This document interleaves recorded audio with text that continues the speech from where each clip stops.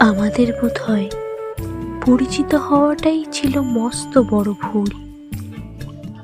অপরিচিত হয়েই না হয় রয়ে যেতাম এ জন্মে, নাই বা চিনতাম তোমায়, নাই বা জানা হতো তোমায় সব স্বরবর্ণের মতো করে ধরে ধরে, নাই বা শুনতাম তোমার কণ্ঠস্বরের শিলালিপি সুর, নাই বা ঘেঁষতাম দুজনে আজন্মের দূরত্ব চিরে খুব কাছাকাছি। তাতে খুব কি ক্ষতি হতো?